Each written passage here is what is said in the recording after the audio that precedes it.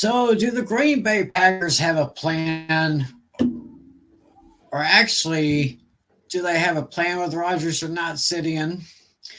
What is the plan for the Bears now that they've given up their number one overall draft pick?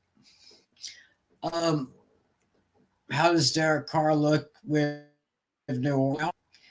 And what second year players going into this season will make a bigger impact than their rookie year? Well, we're going to see if we can find the answers to those questions as we bring you another one of our fantasy fever. If I'm not mistaken, if I can find the button here. Yeah, let's go ahead and start now.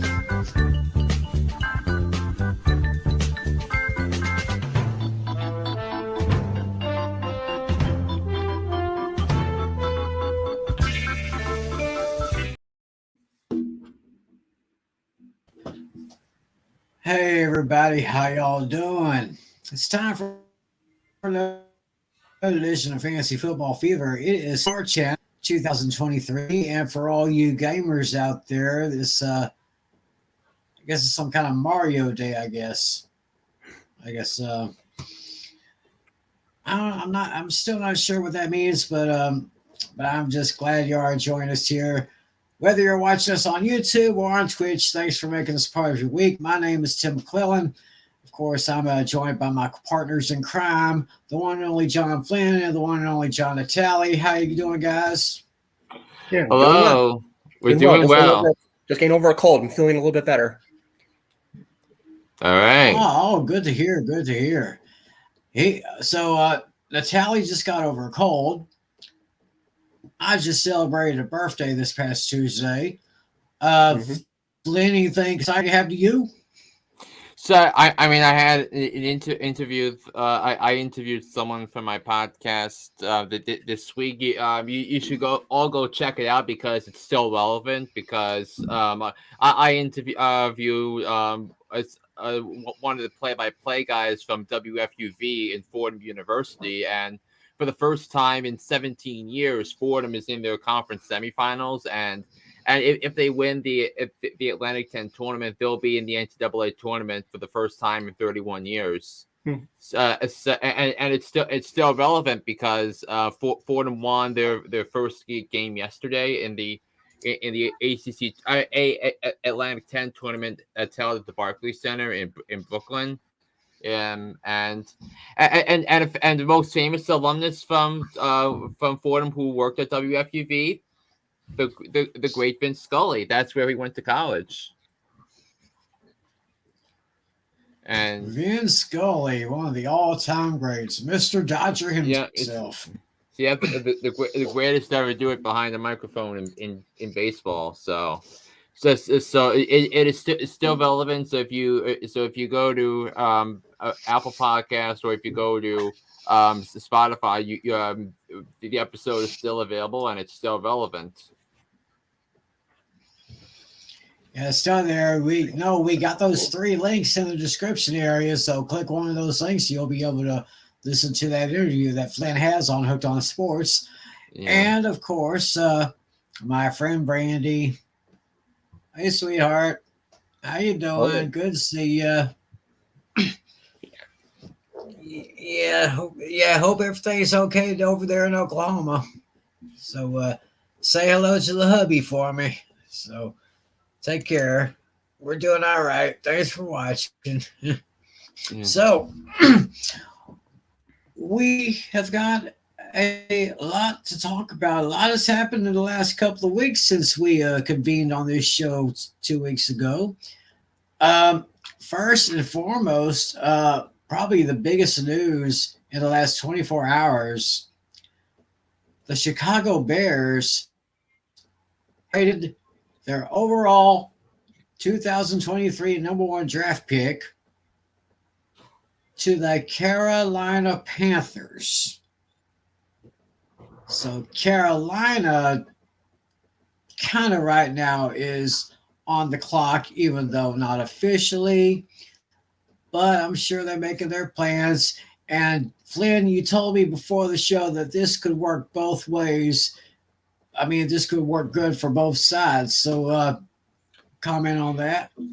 Yeah, and Tim forgot to mention the what the Bears received in exchange. So the Bears Right. received the ninth overall pick, their second round pick, next year's first round pick, and the following year's second round draft pick, and wide receiver DJ Moore was also included in the trade. And look, what the NFL draft, what the top of the draft has become, has essentially been a discussion among four quarterbacks for the number one overall pick. You're looking at Bryce Young. You're looking at Bryce Young from Alabama. You're looking at C.J. Stroud from Ohio State. You're looking at Anthony Richardson, who was dynamite at the scouting combine in Indianapolis last week. He's from Florida, went to Florida. And then of course Will Levis, who is in Kentucky. So but look, the Panthers desperately needed a franchise quarterback for so long. I mean, so it's that things began to fall apart quickly for Cam Newton after the Super Bowl appearance in 2015. And this year it's going to be 8 years since that magical MVP season.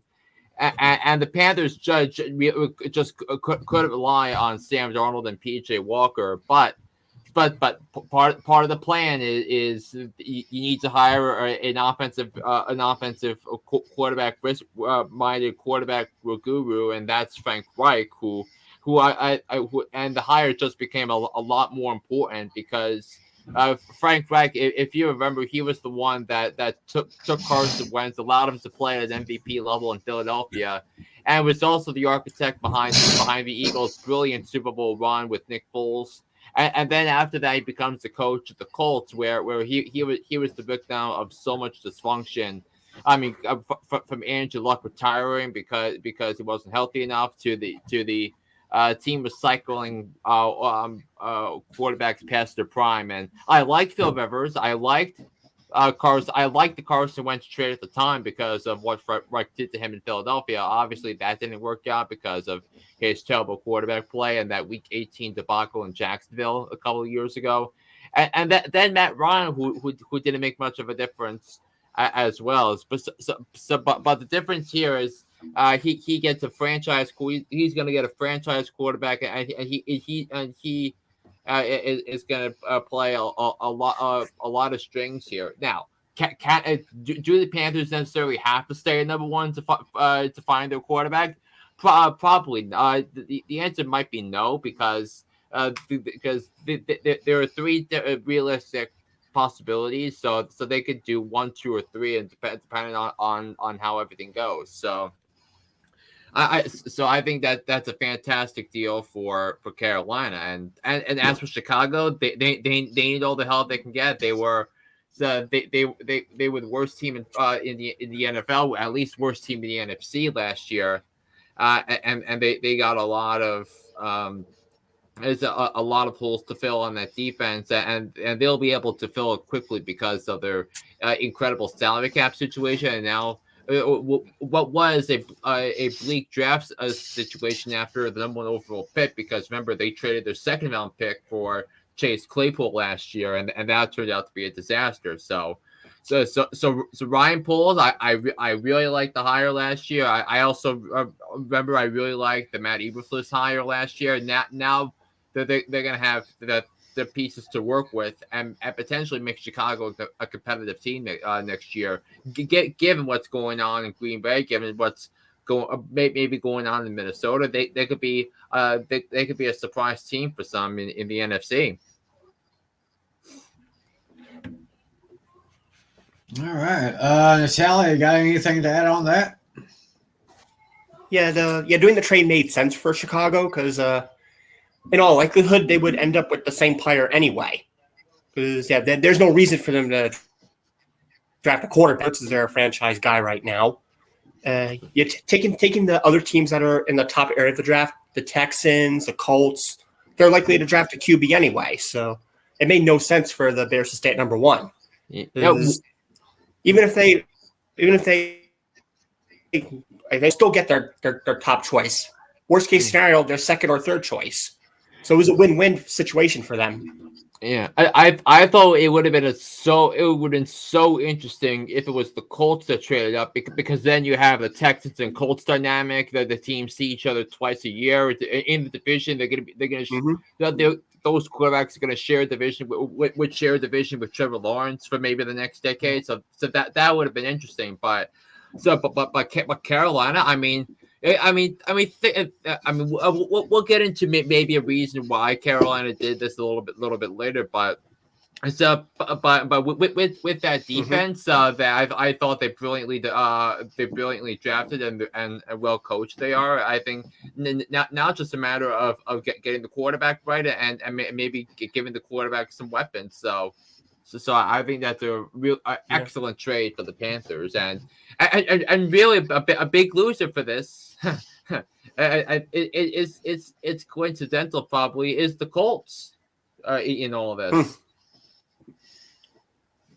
Oh yeah, for sure. It's because the Colts need a franchise quarterback for Shane Steichen to develop, and now so if a quarterback they want isn't available for them at 4, they're probably going to have to trade down. And does a team that needs a defensive stud like Chicago, who just traded down, a team like Arizona, do they trade down and for a quarterback needy team? So like the Atlanta Falcons. So Yeah, that could work. Oh, staying in the NFC North, I saw something. I think it was either early this morning or late yesterday. I don't know if this is a rumor or not, but I hear that the Minnesota Vikings are maybe releasing wide receiver Adam Thielen. yes, they did. Oh, Well, they they just did, yeah. have. Oh, It'll take effect when the new league year starts next week. But they are releasing Adam Thielen because of the salary cap crunch. oh, that's yeah, that might sting a little bit. I mean, they still have Justin Jefferson, who is probably the best wide receiver in the C last year, if not entire league. I mean, Yeah. I thought Adam Thielen did a great job, but I guess because of salary cap issues, they have to let him go. So, who chooses a nice receiver like Thielen? Yeah.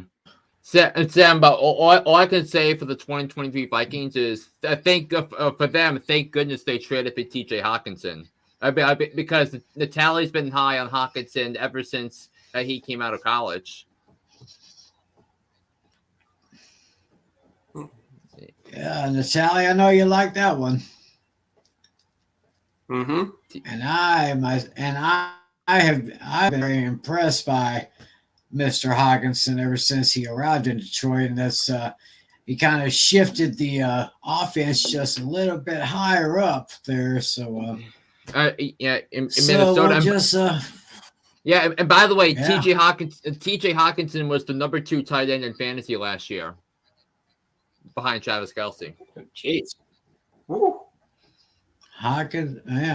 Kelsey and Hawkinson, and wow, interesting move right there.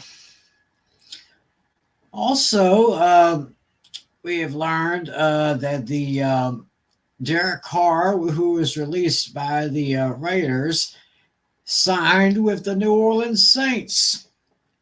So Yeah. I like it. I like the move. that I think this puts them in. This might be a bit premature. Oh, sorry. Sorry, go ahead.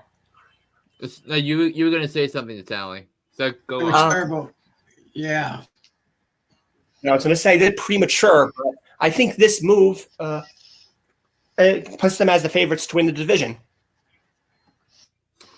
It's and remember who was the head and thing is who was the head coach for the NFL team when Derek Carr was first drafted? Dennis Allen. Wait, we talking about Sean Payton? So when Derek Carr was drafted by the Raiders, who was the Raiders head coach? Okay, I was thinking of Sean Payton. I guess that's not him then. Yeah, it's Dennis Allen, who's now the head coach of the New Orleans Saints, and Derek Carr. Ooh, interesting. Mm-mm. Yes. And yes, so that's why I think the Panthers traded up because they knew they needed a franchise quarterback. Because remember, it's a 4-year deal for Derek Carr, and then and now I want to see if the Falcons are going to trade up to get their quarterback because they need a quarterback that they could build on since they probably won't be the Desmond Ritter situation is probably not going to work out for them. Mm. So it looks like New Orleans is going to have a pretty decent quarterback. I mean, granted, he probably won't be a Breeze or anything like that, but maybe a change of scenery will do him good. So we'll just see what happens there. Also, the Baltimore Ravens have put a non-exclusive tag on their quarterback Lamar Jackson, which of course means that he could still, shop around if he wants to. Yes. But my question is, it seems like he's been kind of struggling a little bit over the last couple of years. So if there are any teams that would be willing to bite for Jackson, who would they be? I mean, I think the easiest choice would be the Atlanta Falcons, but remember, but because he was given the non-exclusive franchise tag, if a team signs him and agrees to a contract with him, and the Ravens don't match, that team has to give Baltimore 2 first-round picks. So, because that's part of the conditions under the current collective bargaining agreement.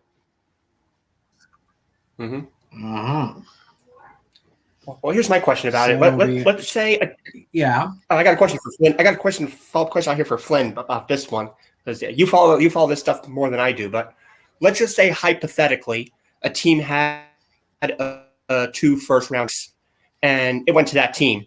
Would the other team get the 2 picks from the first round, or is it still spread out over 2 years? I mean, from what I've seen, it's like they're think the first round pick next year and the year after. Okay, that's all I thought. I wasn't sure if it was. I wasn't sure if that applied if the team had 2 first round picks to give up to. That's why I wasn't sure. Yeah, because I know I believe the Broncos, for example, I think they have 10. I was saying like hypothetical. Let's say he went to the Broncos for some reason. That's just as a hypothetical. Yeah. I know it's not going to happen. I was just using them as an example. Yeah. But other than that, the only other team I can realistically see Lamar going to is maybe. Maybe who is that? I was saying the only other team I could realistically see that's not Atlanta would be Tampa. Yeah, I mean, if Kyle Trask is the answer in Tampa, I'd love to know the question. Yeah. Yeah, that sounds interesting myself, but yeah, we were just talking about Derek Carr going to the Saints. I think Derek Carr and Chris Olave would make a nice passing and receiving tandem right there, which kind of leads to one of our big topics that we're going to be talking about this evening. We're talking about last year's rookies who could really make some big strides in their second year in the league. And I understand that here, let's them all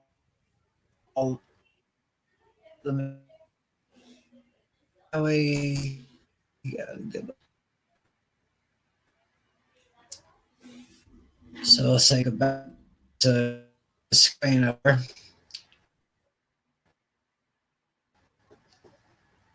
Okay, go ahead. Moving very That's just this thing. I haven't got the thing. That's nice. Up tonight, and there we go. To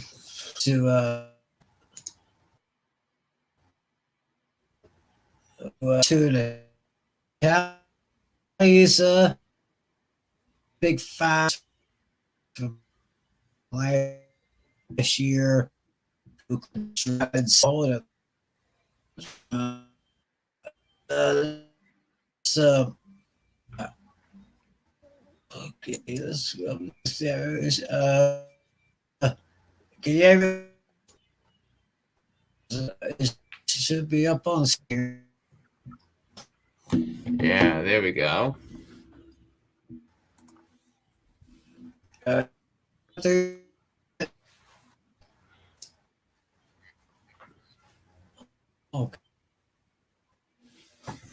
Yeah, we can see the list. Well, according to our John Natali, these are his 5 big rookies. Yeah, Natali's list. Starting at the list, he's got the Seattle Seahawks, Kenneth Walker the third.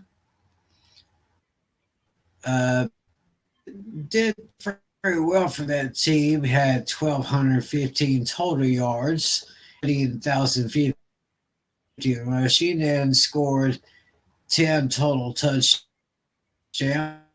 and right in the league. So, what do you tell us about Walker right here?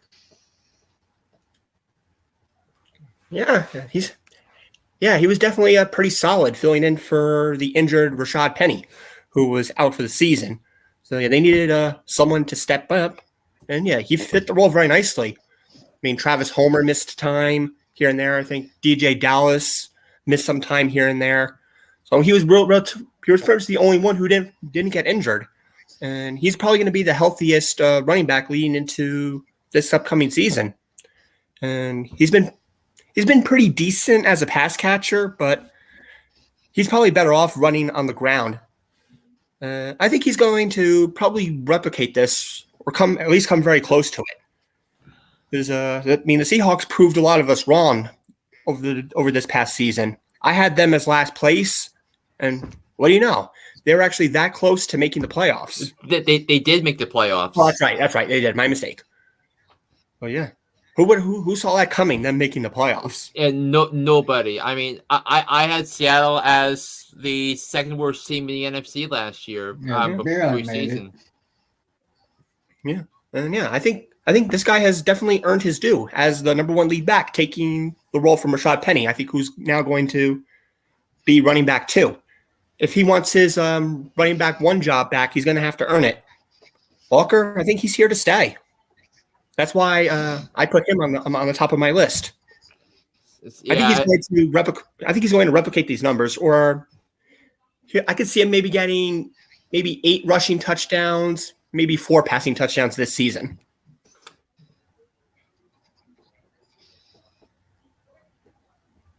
Yeah. All right. That's my thoughts about Walker. Let's go with let's talk about running back for Paul. Got 80 rush, 46 yards, 5 total touchdowns, according to that 42nd on the running back list. Hall did have pretty good numbers for his rookie season. So what do you see maybe out of him this year? Yeah, I'm going to give him the benefit of the doubt here since he was injured. So I'm not going to hold that against him. From when he was playing, he seemed pretty solid. He had one of his touchdowns, if I'm not mistaken, I think he had like a 70 or 80 yard running touchdown. So he's very fast on his feet, very quick. He can catch, and potentially with Aaron Rodgers at the helm, potentially he can learn a lot from Aaron Rodgers. And yeah, he could definitely be used as a pass catcher aside from the Jets rookie and maybe Braxton Brios. they just don't have much of a receiving core. Yeah. And if they need somebody to step up and catch passes, Brees Hall could be that guy too. Yeah. By the way, the Jets cut Barrios yesterday. Oh wow, I'm surprised. Yeah. I mean, they're trying to save up some salary cap space for you know who. Yeah. Aaron True. Rodgers. Yeah. So yeah, if they need somebody to catch passes and they're thin, Brees Hall is my guy right here. If he stays healthy, he's going to have a very strong season. This season, I'm going to predict him getting probably 12 rushing touchdowns and maybe roughly 4 or 5 passing touchdowns. The Jets are going to have a hell of a season if he stays healthy. Potential playoff contender here. Yep. And now, about a team that, of course, you guys, Giants. Tiny and Daniel Bellinger, see right up there, 30 catches, 2 touchdowns, 34th among all tight ends. Now that Daniel Jones got his extension, Barkley's his head, looks like maybe on his a little bit. Sound off on Bellinger. Yeah, this was somewhat of a homer pick since I'm a fan of the Giants, of course. Before the season started, there was basically a tight end competition. Now Bellinger doesn't have to worry about that anymore. He's definitely sealed the deal as their number one tight end. Giants have been very thin at wide receivers lately, losing Shepard. Of course, they cut Galladay now. Let's see, Wan'Dale Robinson. They've been very thin, so Bellinger is probably going to have to step up a little bit more. And despite his injury, he had a pretty strong finish. I don't think he's going to get too many touchdowns coming into next season, but I think he's going to be pretty solid. I could see him maybe getting somewhere between 350 and maybe 500 yards overall. I'll give him about 5 or 6 touchdowns for this coming season. And he's a pretty solid blocker. Depending on what the Giants do in the draft, he could probably be a potential number 3, number 4 receiver. So yeah, I'm expecting big things from him this coming season. Flynn, of course.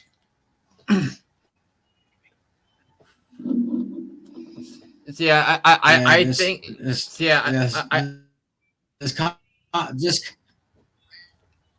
Just having common audio problems here. Yeah, so I think Bellinger. I think the Giants seemed to be better in the first half when Bellinger was available and healthy. I think. In terms of a fantasy impact, he could be a top 20 tight end if he's available and healthy for most of next season.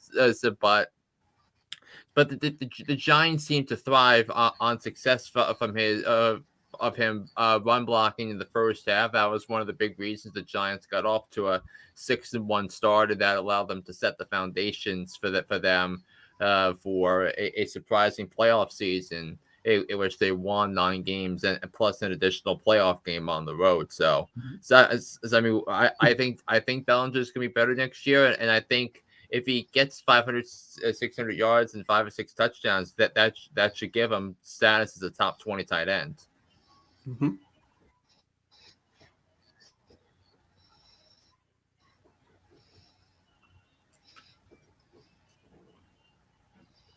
All right. So now Chris Olave, Tim. All right. Yeah. Well, yeah. For Olave, Olave was probably one. Let's go ahead and talk about him now. I was really impressed with him.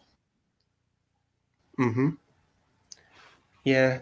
This guy is pretty much on here for obvious reasons. He's obviously the Saints' number 1 receiver out in the backfield, and now that he has a new quarterback, he's going to be even better yet. Carr has the experience. He could throw the long ball when he needs to. And yeah, he's definitely. I think he's going to. I think he's probably going to go top 15. I'm going to guess this year. He'll probably finish with roughly maybe 1,300 yards ish, and I'll probably go 8 touchdowns, maybe 10. And yeah, because of course, with Carr at quarterback now, I could easily see the Saints winning this division. Yeah. And then one more name that is Brian Robinson from the Commanders. Mm-hmm. Yeah, I'm basically evaluating him kind of like how I evaluated Breece Hall. Like he had his share of injuries, and I'm willing to give him the benefit of the doubt here. I mean, when healthy, he did fairly decent. He's definitely not going to get Breece Hall numbers, but he'll probably be a top 20, maybe borderline. He might just miss, but he's going to be a lot better, especially with how competitive the NFC East typically is. And especially, let's say the Cowboys and the Redskins play each other. You could probably expect a good game from Robinson there, or when he plays the Giants, when he plays the Eagles, things like that. That's when he's going to have his breakout games against the division rivals. Overall, I'm going to give him. I'll give him 700 yards rushing, roughly. Maybe 5 or 6 rushing touchdowns, maybe 3 receiving. So he'll be like in the middle of the pack guy, a slight improvement. Because I think Antonio Gibson's days are over. Mm-hmm. So Robinson Jr., I think, is their guy. At best, I think Gibson's probably their number 3 now. At best.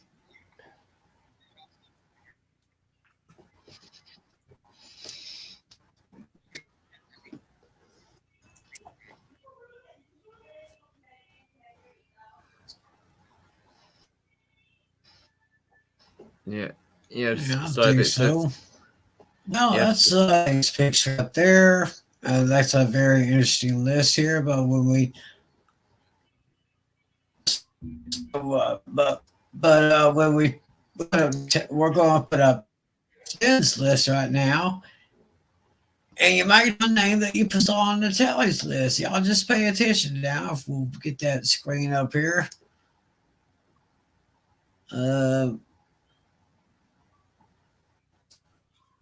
There we go. Before.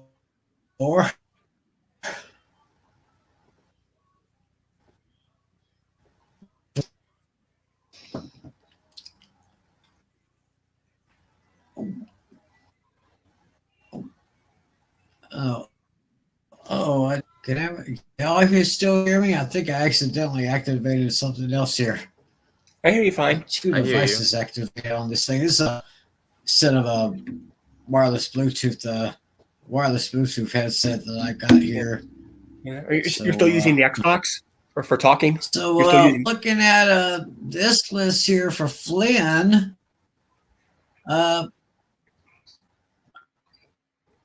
No. I'm using this here for my laptop here, connected to my laptop. So, all right. Very sure with Algier or whatever his last name, however you pronounce it. Algier.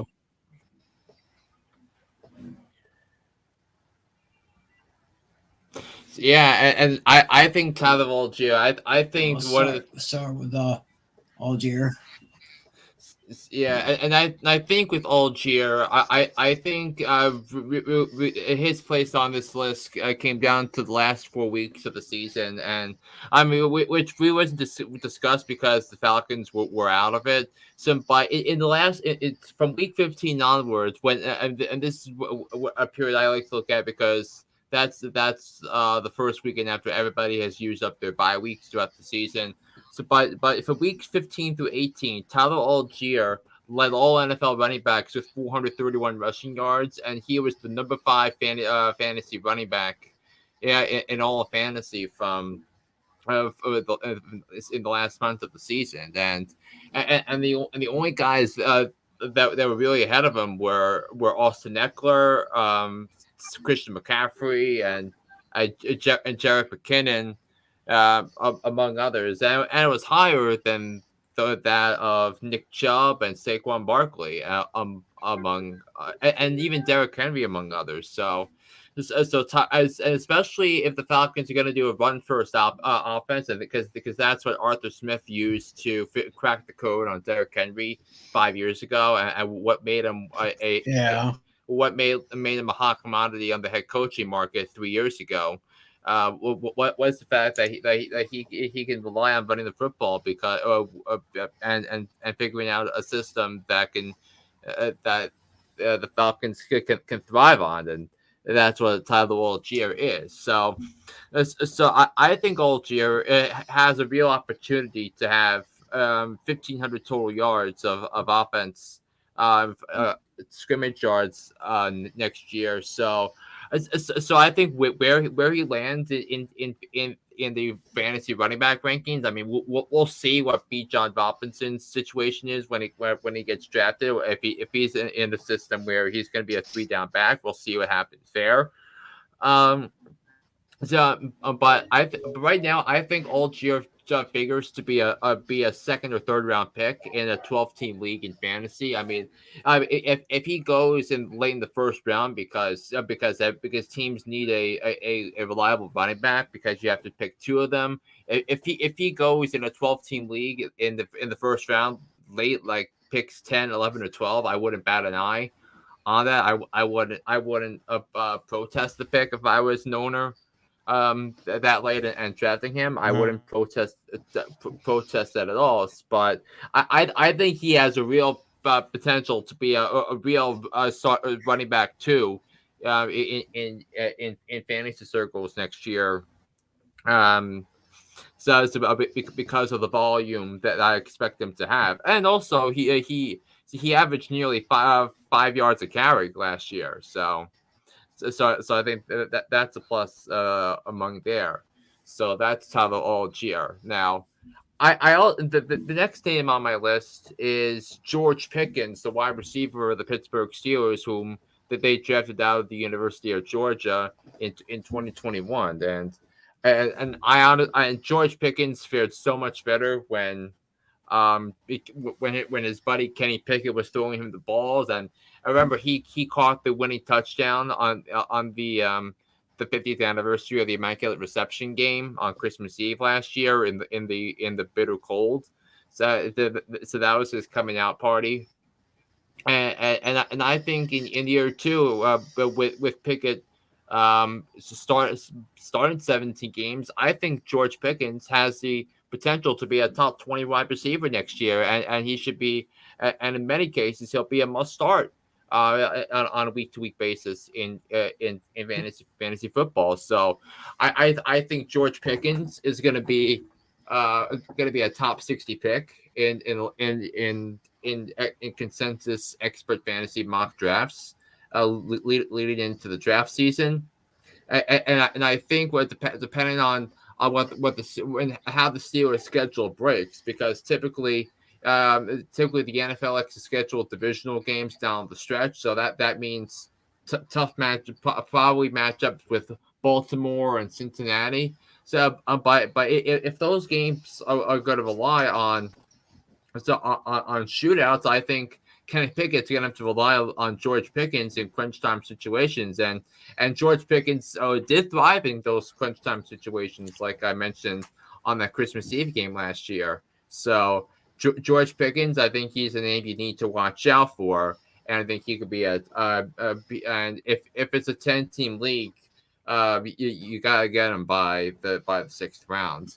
So the crossover from the tallies list to mine is Chris Olave, and look, I think the fact that Chris Olave is on this list, I think it's pretty impressive given the flux at the quarterback position for the Saints. I mean, whether it was Winston, whether it was Andy Dalton, Chris Olave had a tremendous season, and he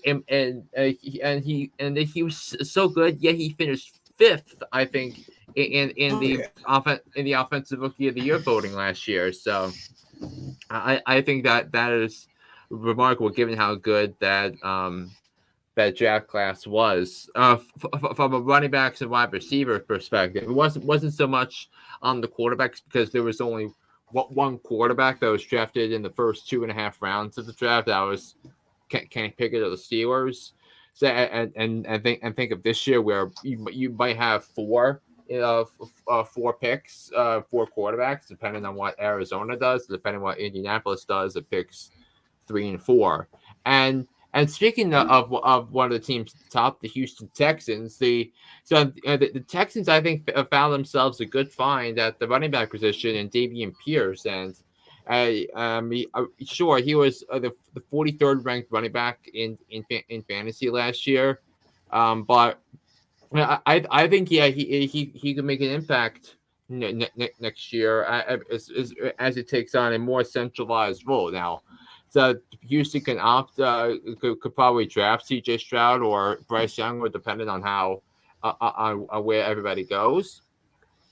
But when it comes to Dameon Pierce, I think he's going to have a major role, and if Houston and he's going to need to take a major role if the Texans are going to be successful offensively last year, and Dameon Pierce was the lone bright spot for the worst offense in the National Football League, and 939 yards rushing, 5 total touchdowns, 4 rushing, 1 receiving. So I think that Dameon Pierce is going to be a name to watch take the leap forward in year number 2. So he is going to be a candidate to go off there. And then I have the reigning offensive rookie of the year, Garrett Wilson, and the fact that Garrett, I think same thing with Olave. I think that Garrett Wilson's season was so impressive because given the horrible quarterback position with going from Joe Flacco to Zach Wilson and all the terrible football that Zach Wilson played, and then if he gets a quarterback like Aaron Rodgers, and there's every indication that Aaron Rodgers is going to be a Jet within the next couple of weeks. So that it's going to take Garrett Wilson's game to a whole different level because of how dependable and how tough and clutch he is. I mean, 1,100 receiving yards, 4 touchdowns, 83 receptions is certainly nothing to sneeze at given the Jets quarterback situation. And if it becomes much more clearer, if they do pull the trigger on Aaron Rodgers, I think the Jets. And I think Garrett Wilson is going to be a top 10 receiver, and I think he's going to be someone who you got to draft before the end of round 3 if he's still available. So, whether by pick 30. So, I think Garrett Wilson is going to be a top 10 receiver next year in fantasy if they get Aaron Rodgers. Tim.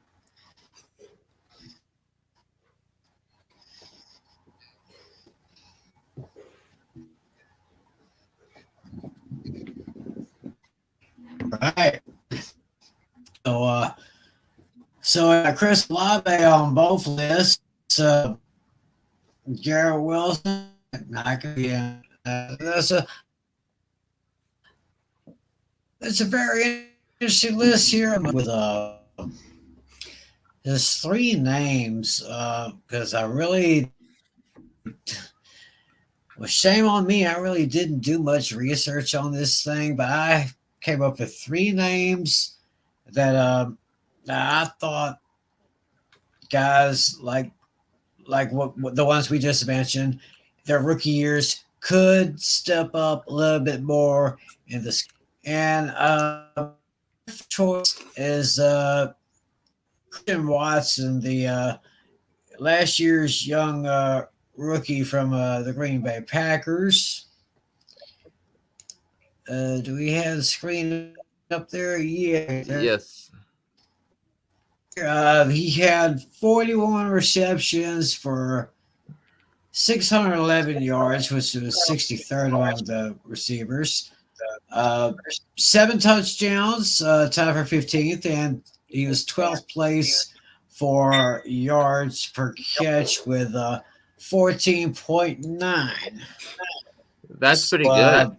Maybe if I can get you guys So if I can get you guys comments on maybe if Christian Watson could do a little bit better, depending on if that bad man decides to stay in Green Bay or if he wants to go elsewhere and Jordan Love takes over. Uh, what do you see there? Yeah, I think he's going to have a solid season. As long as Alan Lazard doesn't get more targets than him, then yeah, absolutely. I think Alan Lazard's the only legitimate threat to steal targets from him. Yeah. I mean, if Jordan Love is successful at completing the forward pass, then I think Christian Watson is going to be in that conversation. I mean, Jordan Love is a young quarterback, and the Packers have to figure out this year if they're going to pick up the 50. It's crazy how far we've come from the Jordan Love fiasco, so that the Packers have to decide whether or not they're going to pick up his 50 option at the end of the year. But knowing Brian Gutekunst, he's probably gonna pick up that 50 option. So it's gonna be not a fun scene if you are a fan of the Green Bay Packers.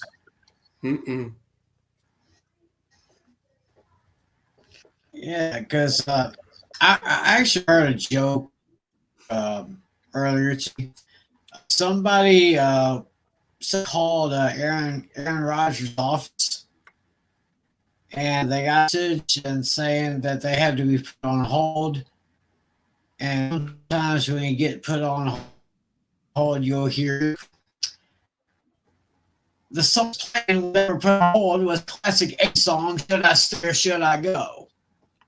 Mm-hmm. So we that situation is still up in the air. I don't know. You think? Let me just ask you guys' opinion. You think we may get a decision, maybe within the next 1 month or 2 months? I think I would say maybe 5 days. That's when free agency hits. Yeah, I'm going to say right before free agency. Yeah, I think that could be. I mean, the legal tampering period for free agents begins on Monday. I mean, that's when free agents can start talking to teams and negotiating with teams. So we'll see what happens there. Yep. All right. Well, whatever they decide to do, whether it's going to be Rodgers or it's going to be Love, I'm pretty confident. Good up Caesar. There's also a couple of tight end, and I'm gonna be a homer about this because because they both play for the Dallas Cowboys. And in my opinion, I think these two young guys kind of complemented the starting tight end Dalton Schultz pretty well here. We're going to start with Jake Ferguson. Last year, he caught 9 passes for 174 yards with 2 touchdowns and averaged about 9.2 yards a catch. So,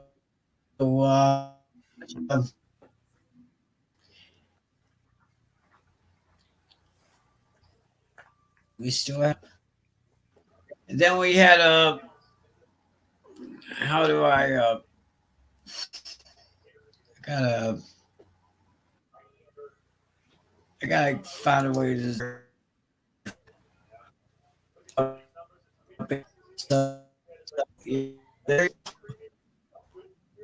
Holy cow! My mouse is kind of moved slower than what it usually goes. Oh my god! What happened here?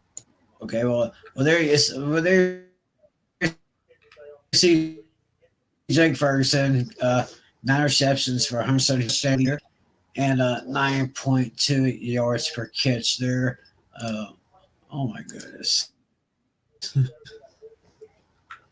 I don't know what I've done with my mouse.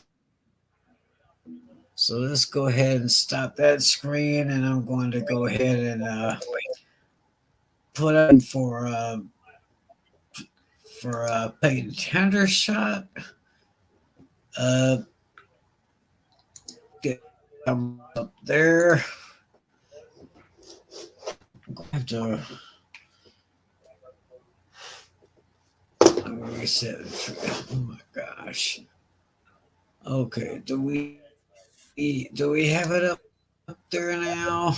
Yeah. Peyton Hendershot last year, the rookie from Indiana, he had 11 receptions for 103 yards, 2 touchdowns, and he averaged 9.4 yards. So I guess his numbers were kind of similar to Ferguson's. I don't know what you guys have to say about these two young men. I mean, of course, Dalton Schultz is a starter, and Dalton Schultz did recently get the franchise tag from the Cowboys. So, what do you guys, y'all have anything about these two? So, I mean, probably what are you going to say, Natalie? I was saying, like, probably the only way that they would be a starter is if Schultz doesn't resign. Say he's a free agent.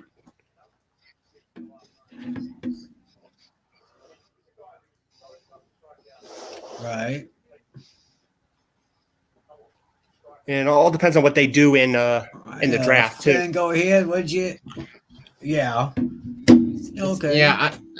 I mean, I think the Cowboys have obviously put an emphasis on tight ends over the years, and we'll have to see how if Hendershot or Ferguson are going to get roles on this. I think if they do, then there'll be ones where their fantasy impact is going to increase. So, well.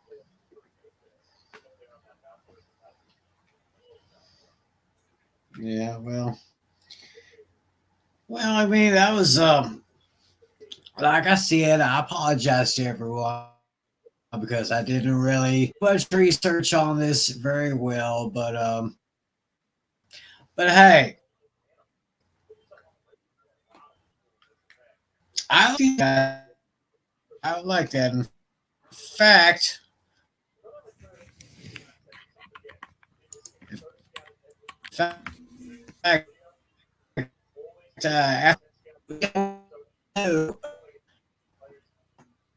when of course we got a lot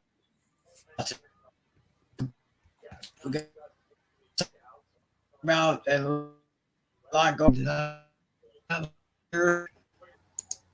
Things aren't fine. My mouse is moving slow. Hold up. I need to clear that. I didn't get that. So we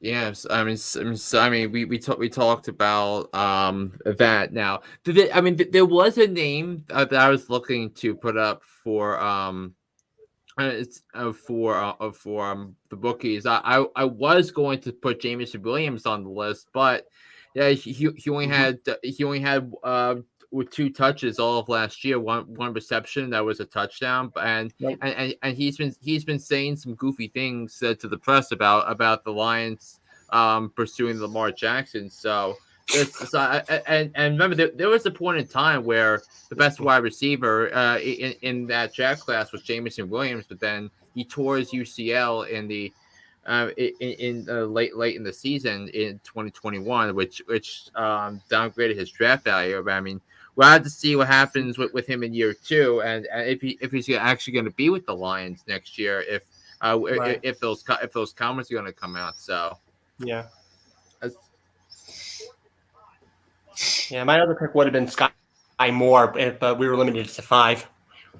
Yeah, I did see that when we were talking about that through PMs preparing for this podcast tonight. Yeah. Mm-hmm. Sky Moore. Yeah, Sky Moore would have been my other one. Put him as an honorable mention if there are such things for that. Yeah. Yeah. I would definitely think with a high-powered with a high-powered offense that Kansas City has, I think Sky Mhm. Moore does have room for improvement, and I believe he will improve coming this year as the Saints get ready to defend yet another world championship. Mm-hmm. So, And he was the Mr. Irrelevant in one of our drafts a couple of seasons back, or maybe the season before. It had to have been the season. So that's Yeah. because he was a rookie last Right. year, which Yeah. was why which was that's why right. we had that conversation in the first place about Sky Oh, yeah, that's Moore. right. Yeah. Yeah. He was our Mr. right. Irrelevant in our last draft. Yeah, he was a second round in the real world. He was a second round pick by Kansas City. Remember that was all part of that, a part of the strategy, a part of the Tyreek Hill return package. Mm-hmm. Yeah. So, but Sky Moore on one of those lists. I don't even know. I don't even know why I didn't think of that guy because he did very good his rookie year with the Chiefs. So Yeah. maybe we'll see what happens. And was there anything else we were going to discuss today? I think we covered. We Yeah, covered. I think it was the Daniel Jones and Charles Barkley thing. I think that was about it, right? it's I think we touched a little bit on it with when you talked about Daniel Bellinger, but I think the way the contract was structured was great for both sides because all of the guaranteed money is in the first 2 years of the contract, and if the Giants so in theory. In 2026, the Giants would have $56 million. He has a $56 million cap hit in 2026. But if the Giants release him after 2025, the Giants will save 47.5 million of that in cap space. So Wow. yes, and none of the money on his fourth year is guaranteed. So Yeah. So, but like I said before the show, I actually think the Giants could definitely improve a little bit for this next year. I think they could contend with the Cowboys and with the Eagles, and not sure about the Commanders go, but we'll just see. But we'll see how Robinson does in his second year with Commanders. So yeah, and we're also going to have to see if how Washington addresses its quarterback situation. Maybe are the Commanders a team that trades up to number 3 or number 4? Mm. yeah, that could always be a possibility as Yeah, well. and remember Something to think about. and also remember the Cardinals have a new general manager, Monty Ossenfort. So I think he's going to want to accumulate as much draft capital as possible. So because at one point he was a director, a scouting director with the Titans before he became Arizona's general manager, and which I thought was a really good hire by the Arizona Cardinals.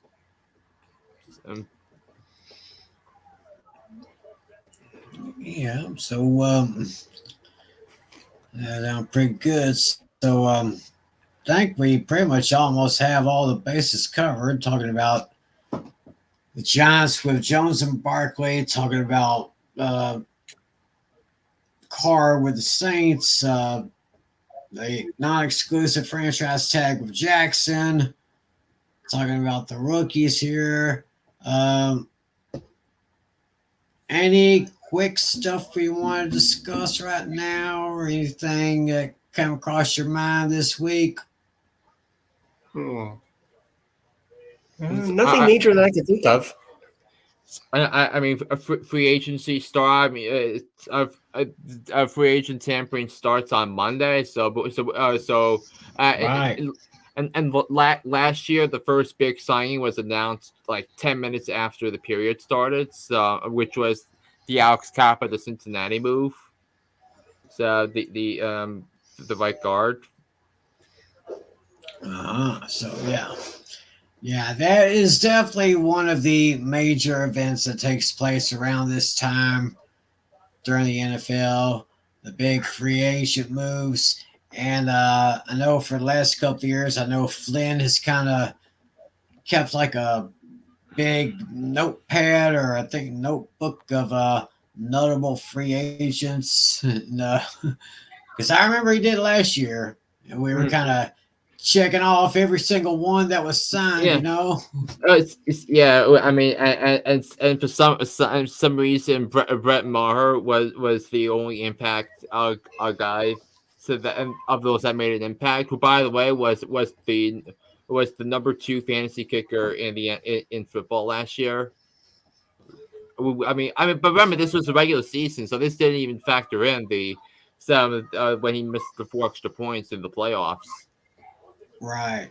In that playoff game against Tampa Bay, I would have cut him right then and there after that game. Mm. But I guess for some strange reason they want to hold on to him. So, but that's just Jerry being Jerry. I mean, one thing I've said is the only thing that's for sure about Jerry Jones is that nothing is for sure about Jerry Jones. That's all I can say. So, Uh, but listen, fantasy free agent. yeah, the Cowboys cleared up $30 million in cap space today. They restructured a bunch of contracts. So are they going to be the ones to land Odell Beckham Jr.? Maybe Well, they that's a will good after thought. all. Mm-mm. Maybe they will after all. Mm. And I'm then not. maybe I'm not sure about. I'm not uh, sure about uh, getting uh, Odell uh, Beckham Jr. This uh, talk's uh, been uh, going on for uh, over a year now. on a 1 year deal, where you don't have to worry about 2024 cap space and beyond. For 1 year, and make the Giants face him twice next year. Once at the Meadowlands and once at AT&T Stadium. I mean, I could see that, but with but due to the fact that Adam Thielen has just been released by the Vikings, maybe the Cowboys could swing his direction. Yeah. So, but remember, Thielen is 32. He's 32 years old though. So Okay, so Thielen's kind of getting up there. OBJ is still kind of a young guy, so I mean, this would be I mean, it's been 9 years since the Giants drafted Odell, so so he's north of 32. yeah. So 30 as well, I should say, not to differentiate between 30 and 32. right. So we got the free agent period is it's going to start really getting in shape here pretty soon. The new league here is on us pretty soon. That's Yeah, that's on Wednesday. The new league year starts Wednesday, March 15th at 4 p.m. Eastern, 3 p.m. Wednesday, Central. March 15th, 4 p.m. Eastern. And probably by that time, I think there's going to be a lot of moving. There's going to be a lot of shaking up in the NFL. And I guess for our next show, we can talk about fantasy free agent impact because, yeah, that's going to be really something to talk about. We got to keep our eyes on